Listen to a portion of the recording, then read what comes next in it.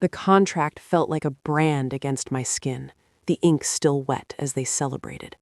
My own family, faces flushed with victory, raising glasses to a future that excluded me. I remember the hollow echo of their laughter, bouncing off the walls of the estate I had always called home, the home my grandparents had built, the home I thought we would all share. But most of all, I remember the cold, creeping realization that the people who were supposed to love me unconditionally had just handed me a life sentence of exile. If you've ever felt betrayed by your own blood, if you believe that family should be a source of strength, not a weapon, then hit that subscribe button now to join a community that understands true loyalty. The weight of the graduation gown still sat heavy on my shoulders as I signed the papers, the ink a stark contrast to the celebratory mood swirling around me.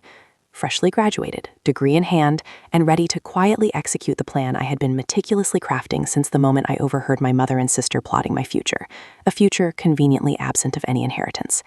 They saw me as naive, easily manipulated, and blinded by grief after my grandparents passed. They were wrong.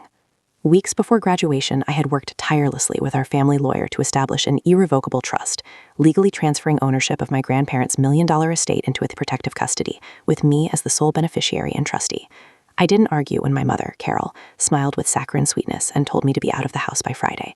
I simply nodded, the corners of my mouth twitching slightly as I watched my sister, Emily, clutch the eviction papers like a prized trophy. I even opened the door for them, a silent promise hanging in the air, a promise of retribution they were too blind to see. They thought they had won. They had no idea that they were walking directly into my trap. 2 days later, a moving truck lumbered down the long, winding driveway, its chrome glinting under the harsh afternoon sun. Carol and Emily emerged, radiating smug confidence, ready to claim their prize. But their triumphant smiles faltered as they approached the front door, the key Emily confidently inserted, refusing to turn. Confusion flickered across their faces, quickly replaced by a rising tide of anger as they started banging on the door, demanding to be let in. I watched from an upstairs window, a ghost in my own home, as their frustration escalated into a full-blown meltdown. I heard Carol's shrill voice pierce the air, laced with threats and accusations, her words like venomous darts aimed at a target she couldn't quite see.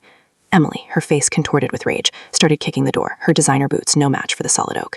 It was a pathetic display, a stark contrast to the composed, calculating demeanor they usually presented to the world. This was the real them, stripped bare by greed and entitlement.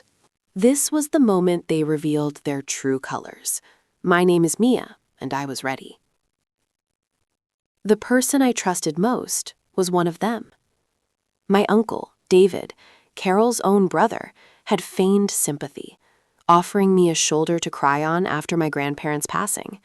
He'd even gone so far as to subtly probe my intentions regarding the estate, all the while feeding information back to Carol and Emily. He played the role of a concerned uncle perfectly, lulling me into a false sense of security. He knew about the trust, he knew about my plans, and he had every intention of sabotaging them, believing that with me out of the picture, he could somehow manipulate his sister and niece into sharing their newfound wealth with him. He was wrong. I had anticipated his betrayal, planting false information, subtly manipulating him to believe he was one step ahead. I allowed him to think he was playing me, while all along, he was dancing to my tune. The slamming of the moving truck door jolted me back to reality, the echoes of their fury fading as the engine rumbled to life. My inheritance, my home, was now a battleground, a symbol of their greed and my determination. But the victory felt hollow, tinged with the bitter taste of familial betrayal. Sleepless nights followed, the weight of the injustice pressing down on me like a physical burden. Every creak of the floorboards, every rustle of leaves outside my window sounded like their footsteps, their voices whispering doubts and accusations. I replayed every conversation, every interaction, searching for clues, for signs I had missed, for a way to rewind time and prevent this fracture in my family. But there was nothing. The past was immutable, and the future was uncertain. The only thing I knew for sure was that I couldn't let them win. I couldn't let their greed destroy everything my grandparents had worked so hard to build. I tried reaching out to Carol, sending carefully worded texts, attempting to appeal to the mother I once knew, the woman who had tucked me in at night and kissed my scrapes. But my messages went unanswered, each unanswered ping a nail in the coffin of our relationship. Emily blocked me on social media, her digital silence a deafening roar of rejection.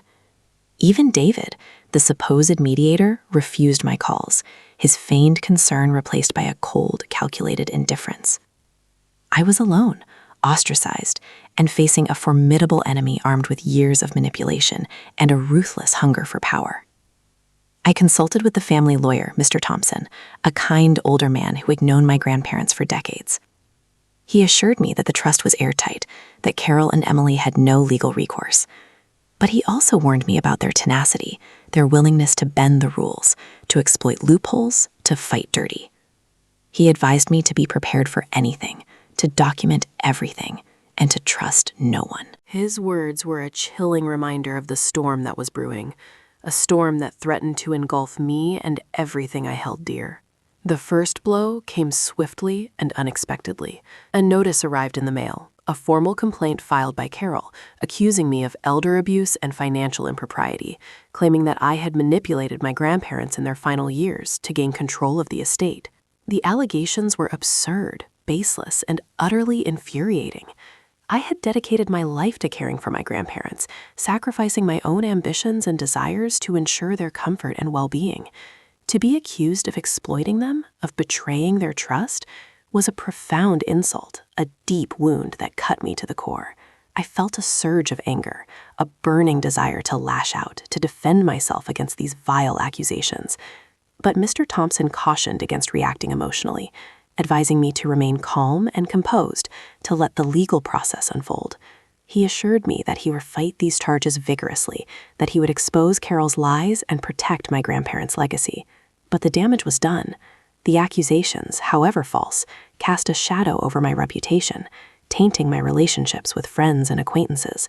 Whispers followed me, doubts lingered in their eyes, and the once familiar warmth of their greetings was replaced by a cautious reserve. I became an outcast, judged and condemned before I even had a chance to defend myself. The emotional toll was immense, the stress and anxiety gnawing at me, stealing my sleep and clouding my thoughts. I found myself withdrawing from the world, isolating myself in the very home that had become the center of this conflict. I spent hours poring over legal documents, searching for ways to protect myself, to counter Carol's attacks, to clear my name.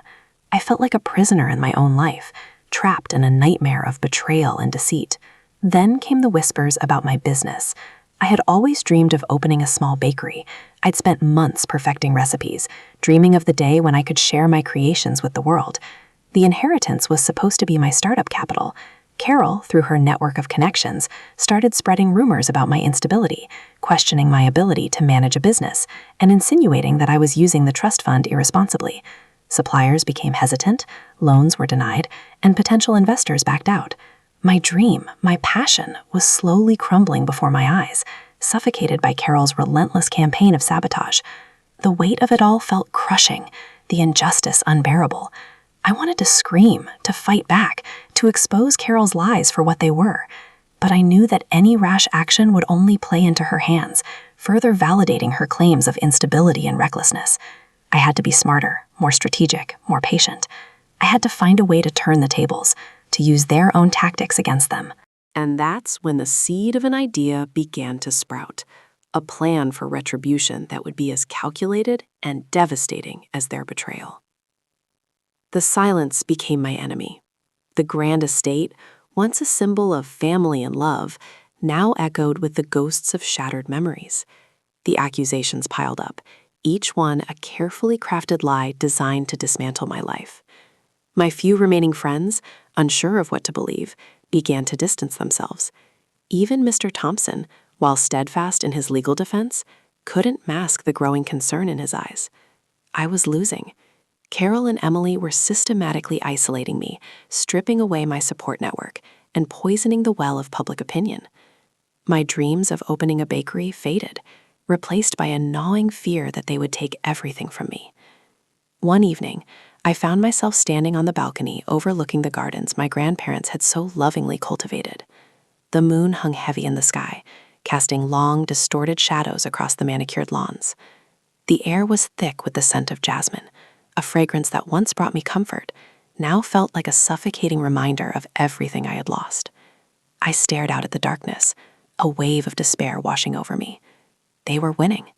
They were going to destroy everything. My vision blurred. The glass in my hand shattered, the shards cutting into my palm, the crimson drops staining the stone railing. The physical pain was a welcome distraction from the emotional agony that consumed me. I sank to my knees, the broken glass digging into my skin, and wept. I wept for my grandparents, for the family I had lost, for the dreams that had been stolen from me. That night, I almost gave up. I contemplated simply walking away, abandoning the estate, and letting them have their victory.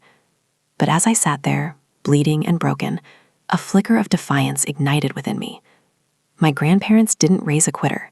They taught me to stand up for what was right, to fight for what I believed in, and to never let anyone take advantage of me. Carol and Emily may have thought they had broken me, but they had underestimated my resilience. They had mistaken my grief for weakness, my silence for submission. They were about to learn just how wrong they were. I crawled back inside, cleaned my wounds, and carefully gathered the shards of glass, each one a sharp reminder of the pain they had inflicted. As I bandaged my hand, I made a decision. I would not let them win. I would not let their greed and malice destroy everything my grandparents had built.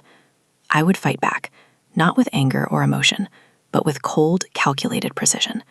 I would use their own weapons against them, turning their lies and manipulations into instruments of their own downfall. The next morning, I woke with a newfound sense of purpose. The despair had lifted, replaced by a steely determination. I started documenting everything, meticulously recording every interaction, every phone call, every email. I consulted with a private investigator, a discreet professional recommended by Mr. Thompson, to gather evidence of Carol and Emily's activities. I spent hours researching their business dealings, their financial records, and their personal lives, searching for any weaknesses, any vulnerabilities that I could exploit. I discovered a pattern of shady transactions, hidden debts, and a string of broken promises. Their carefully constructed facade of wealth and respectability was cracking, revealing a foundation of lies and deceit. The more I dug, the more I realized just how far they were willing to go to protect their interests. They had underestimated me. They thought I was naive and easily manipulated, but I was learning quickly. I was learning how to play their game, how to anticipate their moves, and how to turn their strengths into weaknesses. I started to see their greed not as a weapon against me, but as a vulnerability. They were so focused on acquiring wealth and power that they had become blinded to the consequences of their actions. They were so convinced of their own superiority that they had become careless, leaving a trail of evidence that I was now meticulously collecting. One evening, while sifting through a mountain of documents, I stumbled upon a hidden file on my Uncle David's computer. It was a series of emails between him and Carol, detailing their scheme to manipulate me, to undermine the trust, and to divide the estate amongst themselves. The emails were explicit, damning, and revealed the full extent of their betrayal. As I read through the messages, I felt a surge of anger, but it was quickly replaced by a sense of cold detachment. I had known they were plotting against me, but seeing the details laid out in black and white was a different kind of violation. It was a stark reminder of the depths of their depravity, of their willingness to sacrifice family for personal gain. But it was also a breakthrough. The emails provided concrete evidence of their conspiracy, evidence that could be used to expose them, to destroy their credibility, and to reclaim my inheritance.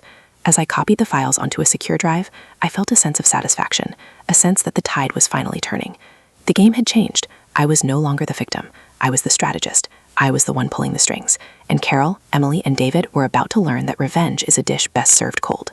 The digital evidence was a gold mine, but I needed more than just emails to ensure their downfall was complete and irreversible. I needed to build an airtight case, one that would withstand legal scrutiny and expose their treachery to the world. I decided to focus on their financial dealings, specifically the hidden debts and shady transactions I had uncovered. I contacted a forensic accountant, a specialist in uncovering financial fraud, and presented him with the documents I had gathered. He was intrigued, recognizing the hallmarks of a complex scheme designed to conceal assets and evade taxes. He agreed to take on the case, promising to trace the money trail and expose the truth. I also ramped up my surveillance, installing hidden cameras and microphones throughout the estate, capturing their conversations, their meetings, and their every move. I knew they were growing increasingly suspicious, sensing that something was amiss, but they couldn't pinpoint the source of their unease. They started whispering, casting furtive glances, and holding secret meetings behind closed doors. But every word they spoke, every plan they hatched, was being recorded, meticulously documented, and added to the growing mountain of evidence against them. I was playing a dangerous game, walking a tightrope between exposure and revelation, but the stakes were too high to back down. One afternoon, while reviewing the surveillance footage, I captured a conversation between Carol and Emily that sent a chill down my spine. They were discussing my mental state, speculating about my ability to handle the stress, and openly wondering if I would simply go away. The callousness in their voices, the casual disregard for my well-being, was shocking. They were not just trying to steal my inheritance, they were actively trying to destroy me, to drive me to the brink of despair, and to eliminate me from their lives. I realized then that this was not just about money. It was about power, about control, about their insatiable need to dominate and manipulate those around them, and I was standing in their way. The revelation fueled my determination, hardening my resolve to bring them down. I knew that I had to be careful, that I had to anticipate their every move, and that I had to be prepared for anything. They were playing for keeps, and so was I. The next step was to protect myself, to ensure that I had a solid defense against their inevitable counterattacks. I consulted with a criminal defense attorney, a seasoned litigator who specialized in defamation and harassment cases. I explained the situation, presented him with the evidence I had gathered, and outlined my concerns about their potential to escalate their attacks. He was impressed by the thoroughness of my investigation, but he also cautioned me about the risks involved. He warned me that Carol and Emily were powerful and well-connected, and that they would not hesitate to use their resources to discredit me, to intimidate me, and to silence me. He advised me to be prepared for a long and arduous legal battle, and to be ready to defend myself against any and all accusations they might throw my way.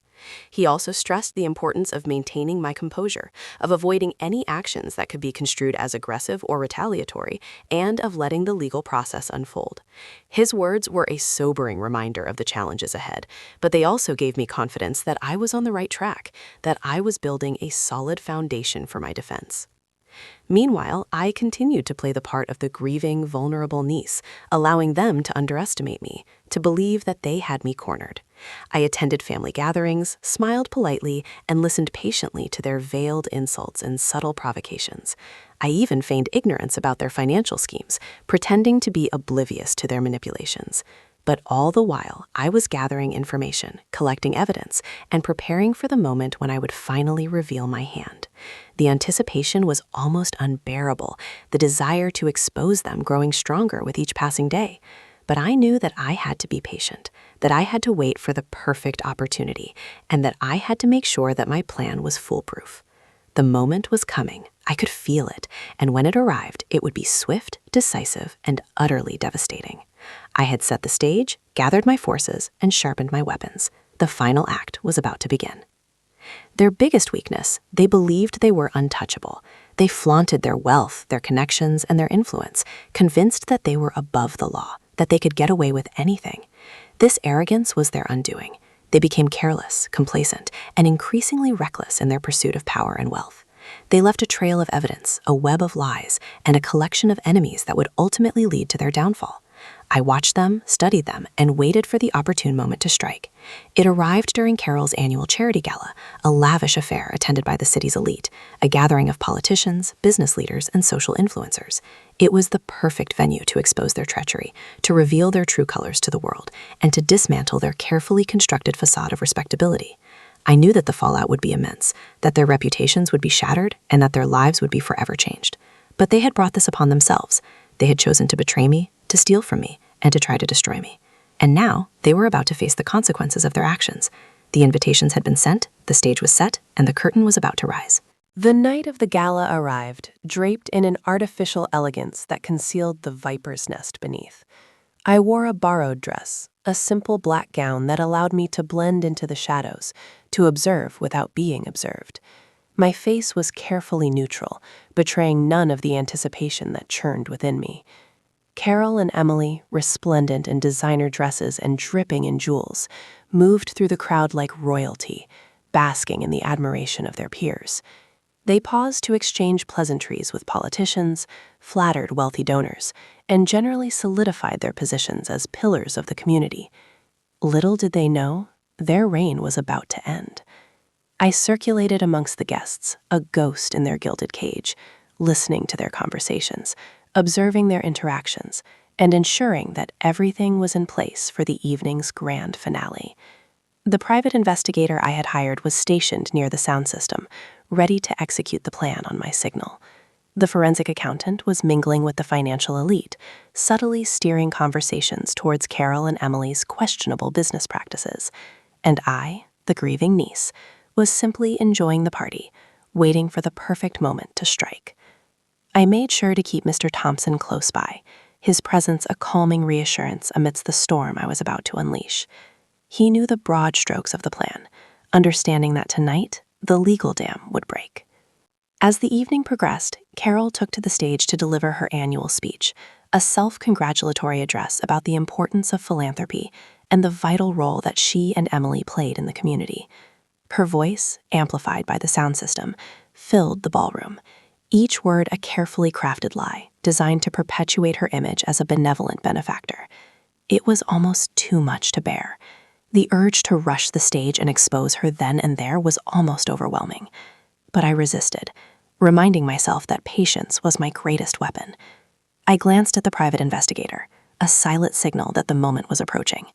He nodded imperceptibly, his hand hovering over the controls of the sound system. Carol continued her speech, her voice dripping with insincerity, oblivious to the trap that was about to spring.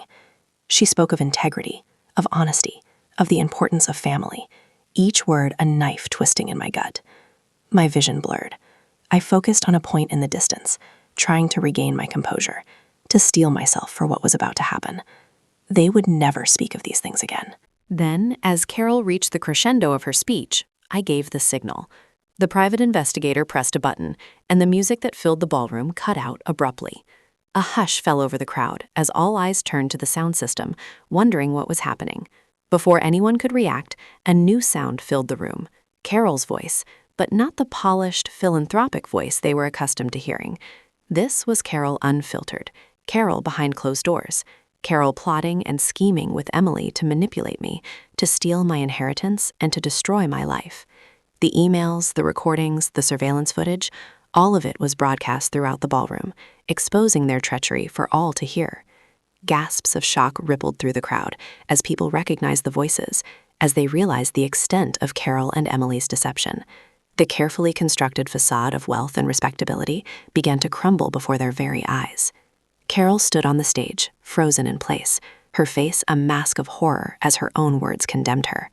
Emily, standing nearby, stared at her in disbelief, her eyes wide with panic.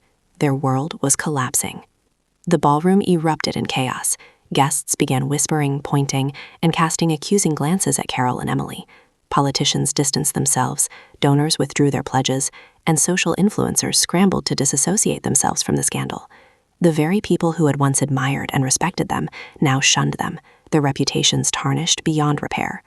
Mr. Thompson stepped forward, his voice booming across the room, announcing that he possessed further evidence of Carol and Emily's crimes, evidence that would be turned over to the authorities immediately. He advised anyone who had been affected by their schemes to come forward and speak out, assuring them that justice would be served. The atmosphere in the ballroom was electric, a mixture of shock, outrage, and a sense of righteous indignation. Carol and Emily tried to salvage the situation, to deny the accusations, to claim that the evidence had been fabricated, but their words fell on deaf ears. The truth had been revealed, and there was no going back. I watched from the shadows, a sense of grim satisfaction washing over me. They had played their game, and they had lost. As the police arrived to escort Carol and Emily from the ballroom, their faces pale and drawn, I allowed myself a small, fleeting smile. It was over. They had been exposed, their crimes revealed, and their reputations destroyed. The inheritance battles had only begun. The fight to reclaim my life, to rebuild my dreams, was far from over. But I had won the first and most important battle. I had stood up to my tormentors, I had fought back against their treachery, and I had emerged victorious. And as Carol was led away in handcuffs, she turned to me, her eyes filled with hatred and rage. "You haven't won," she hissed. "This isn't over. I will make you pay for this." Her words were a threat, a promise of revenge. but they no longer held any power over me. I had faced my greatest fears. I had overcome my deepest despair, and I had emerged stronger and more resilient than ever before. Let her try. But as the dust settled and the police sirens faded into the distance, I overheard a whispered conversation that sent a new wave of fear crashing over me. It was two of Carol's closest confidants, their faces etched with concern, discussing something far more sinister than financial fraud or defamation. They spoke of a fail-safe, a hidden contingency plan that Carol had put in place in case her schemes were ever exposed. They spoke of a secret that could destroy not just my reputation, but my entire life. And as I listened to their words, I realized that the game was far from over. Carol and Emily may have been defeated, but they had one last card to play, a trump card that could turn the tables once again. And I had no idea what it was. The threat hung in the air, heavier than the shattered remnants of Carol's reputation. A fail-safe? What could it be? I spent the next few days in a state of heightened alert, poring over every document, every recording, every piece of evidence I had gathered, searching for any clue, any hint of what Carol might have up her sleeve. Sleep became a luxury, replaced by a gnawing anxiety that tightened its grip with each passing hour. I trusted no one, questioning the motives of even my closest allies, fearing that Carol's influence might extend further than I imagined. Mr. Thompson, ever the steady presence, tried to reassure me, reminding me that we had anticipated this, that we were prepared for any eventuality, but his words offered little comfort. I knew that Carol was a formidable opponent, that she would stop at nothing to protect herself, and that her failsafe could be anything, from a smear campaign to a fabricated scandal to something far more sinister. The waiting was excruciating, the uncertainty a constant torment. I had to find out what she was planning, and I had to find out fast. I reactivated every source, every contact, every connection I had, urging them to dig deeper, to uncover any information about Carol's secret plans. I offered rewards, promised anonymity, and pleaded with them to help me protect myself from whatever was coming. The response was slow at first, but gradually whispers began to surface, rumors of a long-buried secret, a dark chapter in Carol's past that she had desperately tried to keep hidden. It involved someone close to me. The truth hit me like a physical blow. Carol had discovered information about my biological father, a man I had never known, a man whose identity had been concealed from me my entire life. She had unearthed details about his past, details that were not only shocking, but potentially damaging to my reputation, to my career, to my entire future. He wasn't who I believed he was. The man was a known criminal, someone who had ruined countless lives. And she was ready to reveal all of this to the world, to paint me as the daughter of a monster, to destroy my credibility, and to discredit everything I had worked for. The revelation was devastating. I felt betrayed, not only by Carol, but by my own family, for keeping this secret from me for so long. But I knew that I couldn't afford to wallow in self-pity. I had to act, and I had to act quickly. I contacted a public relations specialist, a crisis management expert who had a proven track record of handling sensitive situations. I explained the situation, presented her with the information I had, and asked her to help me craft a strategy to mitigate the damage. She was blunt, honest, and unflinchingly realistic. She told me that this was going to be a tough battle, that Carol's revelations would undoubtedly cause a storm of controversy, and that I would have to be prepared to face intense scrutiny and public criticism. But she also assured me that it was possible to weather the storm, to control the narrative, and to emerge stronger on the other side. Her advice was simple but effective. Be proactive, be transparent, and be honest. We decided to hold a press conference to address the issue head-on, to acknowledge the truth about my father's past, and to explain how I had been kept in the dark about it my entire life. We prepared a statement, carefully crafted to convey my shock, my disappointment, and my determination to not let my father's actions define me. We also gathered evidence to support my claims, including affidavits from family members and friends who could attest to my character and my integrity. The press conference was a nerve-wracking experience. The room was packed with reporters, their faces eager, their questions sharp and probing. But I stood my ground. I spoke from the heart, and I refused to be intimidated. I told the truth, the whole truth, and nothing but the truth. And to my surprise, the public responded with sympathy and understanding. People admired my courage, my honesty, and my willingness to confront a difficult and painful situation. The narrative began to shift. Instead of being seen as the daughter of a criminal, I was seen as a victim of circumstance, a survivor who had overcome adversity and emerged stronger on the other side. Carol's failsafe had backfired. Her attempt to destroy me had only made me more resilient. The public largely saw this as a desperate attempt to regain some semblance of control. The legal battles that followed were long and arduous. Carol and Emily fought tooth and nail to defend themselves, to deny their crimes, and to discredit my evidence.